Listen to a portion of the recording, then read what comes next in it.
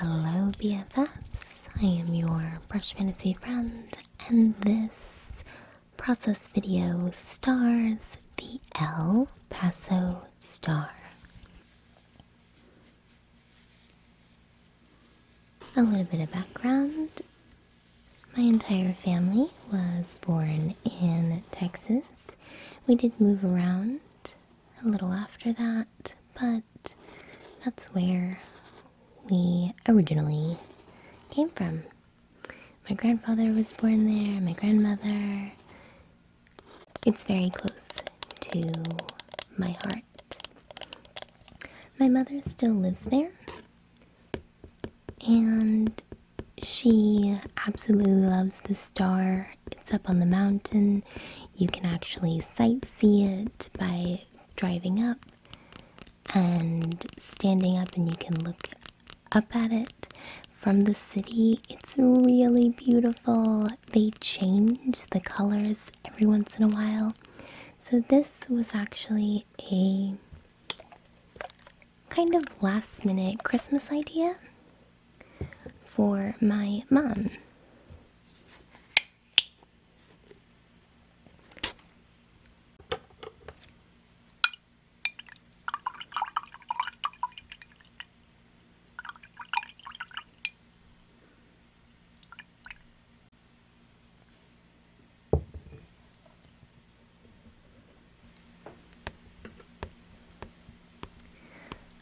I'm using masking fluid to map out where I want the lights of the star.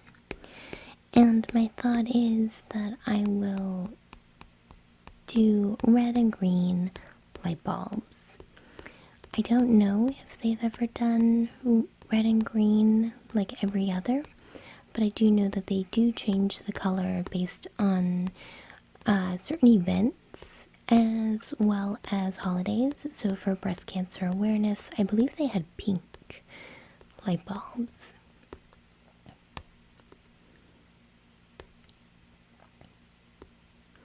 I'm starting with the city. Here we're going to just map out the brighter parts of the city, all of the lights, before we get into the dark colors.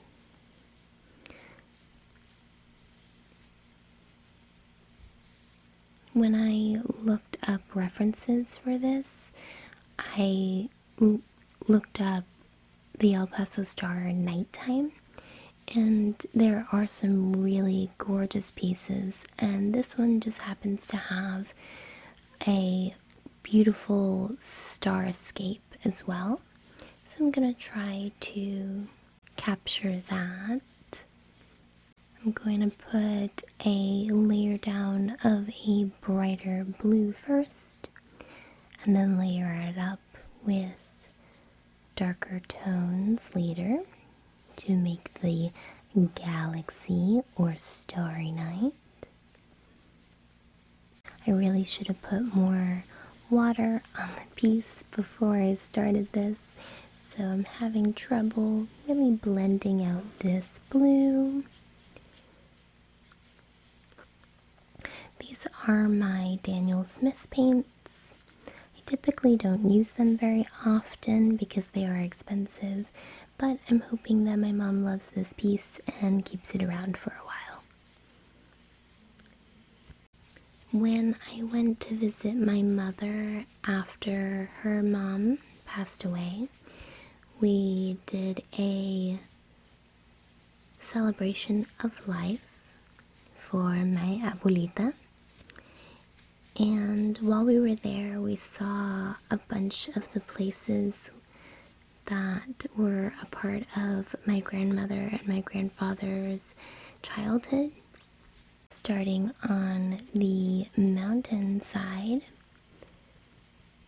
I don't have to worry about the star light bulbs, so I can just worry about layering up the rocky terrain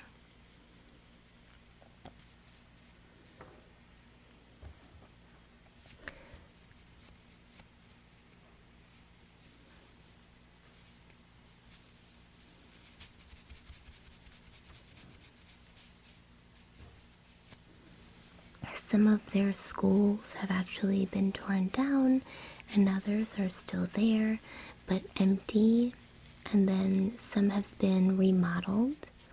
And it was fascinating to see how far they would walk to school and how far they lived from each other, because they would walk everywhere. As teenagers, they didn't have cars and they didn't have a whole lot of money, so growing up was rough. My grandmother told me a story about when she first got a bathroom inside of her house, and I was super surprised. I don't know why I was surprised, but I was like, "So where did you go, Rita?" And she was like, "Outside. We had an outhouse until I was like 16, and it was the fanciest thing we owned was a bathroom inside with running water."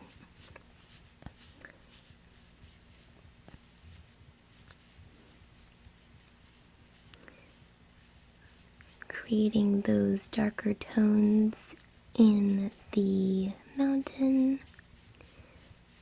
These are gonna be kind of dark, but I do want some color peeking through for shape. In the picture there really isn't, but I want to try to have shape to it.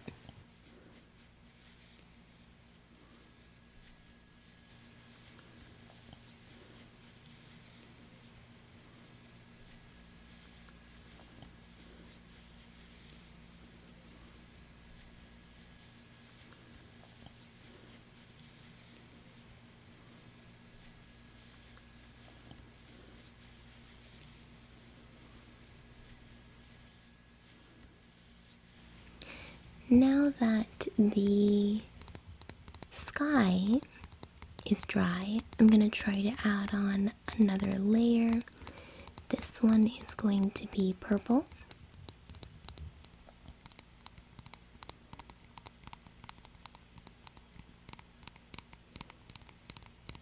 And this will be layered up quite a bit. I'm anticipating probably 7 layers or more, because I want the lighter color to show through, but I also want those deeper colors as well because it is a starry night. These are the darker parts of the galaxy.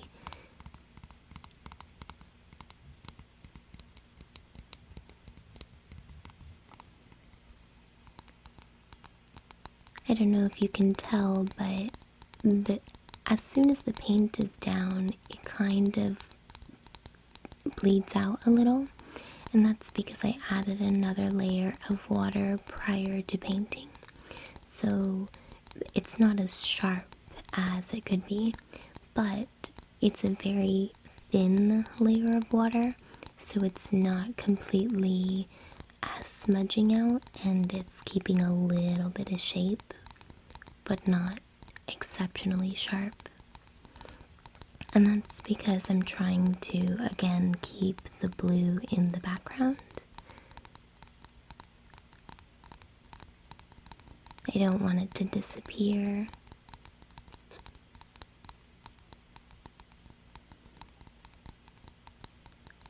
Let's fast forwarded just a bit, so now we are on to adding a little bit more layer of blue.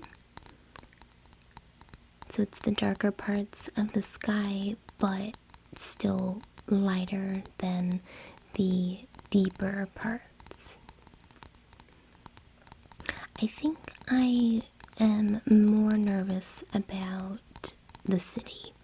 I've never painted a city at nighttime before, and while it looks gorgeous in the picture, I don't know how well I will be able to capture it.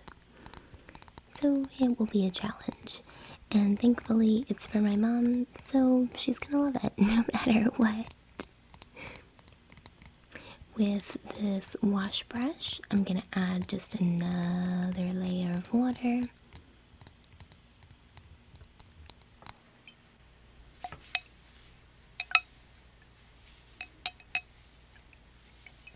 This is a 1-inch wash brush. So I'm just adding a layer of water very lightly. I'm trying not to press too hard. I do not want to disturb the paint layers underneath it. I just want the paper to be moist enough that I can add on those extra layers of water and have it not be exceptionally sharp detailed. I want the layers to bleed into each other.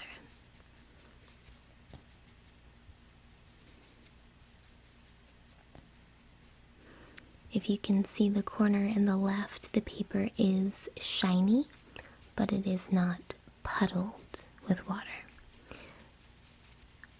Watercolor is interesting because you want to have control over your art piece, but water can be a little temperamental. And so learning how much water to put on the paper is key. Putting a lot of water and having it puddle will definitely get those colors to bleed out and blend into each other, but you'll have very little control.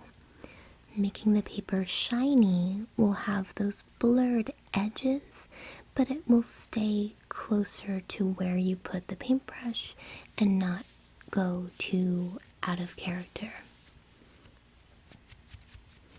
Adding more layers to the mountain. Again, this is a nighttime scene, so the mountain in the picture is actually pure black, but I would like it to have a little bit of shape so that way we can tell the difference between the city and the mountainside.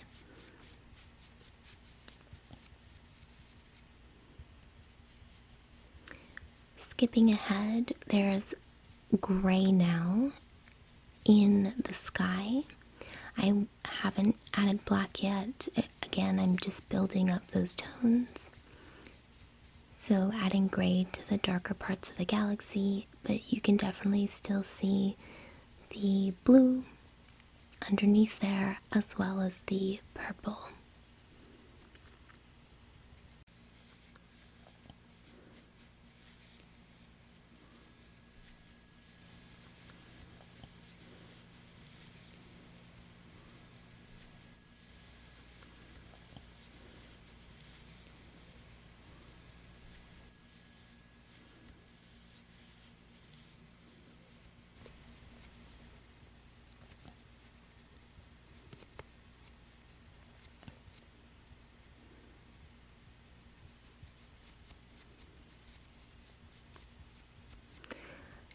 I skipped the city, folks.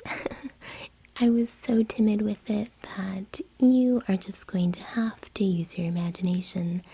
I had fun with it, but I'm not exactly pleased with it. Adding in the star, I am going every other dot, and these are going to be red and green. I removed the masking fluid and it was fairly easy. I just used my finger.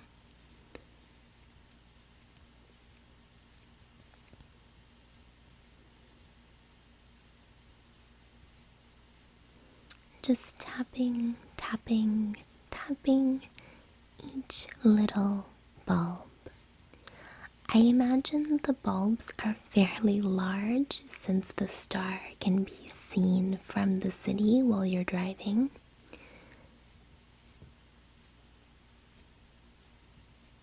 I'm curious how long it takes them to change the lights. Like, is it individual bulbs somewhere, or is it a giant string of lights?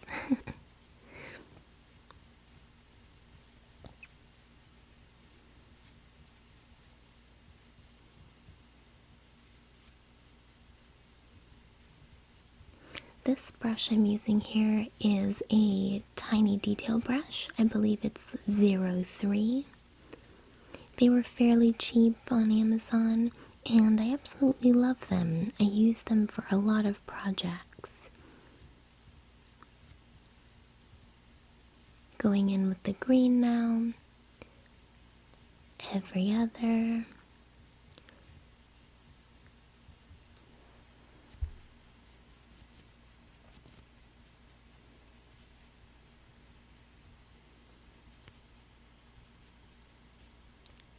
Even though my visit to Texas was a little melancholy, saying goodbye to my grandmother and being there for my mom in her time of loss, it was also very eye-opening and full of love. My grandfather and my grandmother worked at several places down there, and they were staples down there. For example, my grandfather was a carpenter and a construction worker.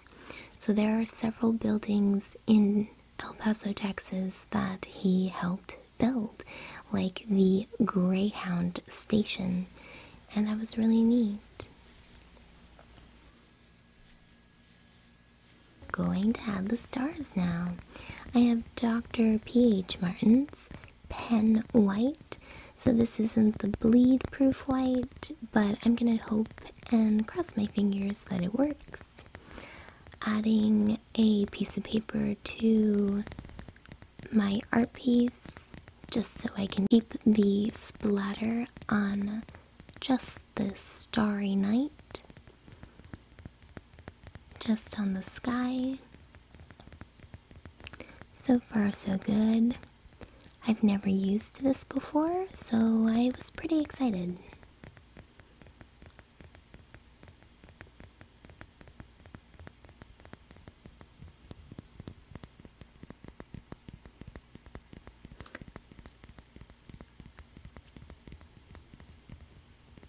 My grandmother also worked at the Salvation Army, and it was really interesting to see all the places that she volunteered at and also was an employee of. And I met some of her coworkers that remembered working with her. They were so sweet. They came to the celebration of life to celebrate her and told some stories about when they did work with her. I also met her cousins. It's crazy to think that my abuelita had cousins, but that was really cool too, to hear those stories of her growing up. Taking off the tape, this is the final piece, and I really hope that my mom likes it. And if you are from El Paso, stay strong, El Paso. You are El Paso strong. Bye, BFF.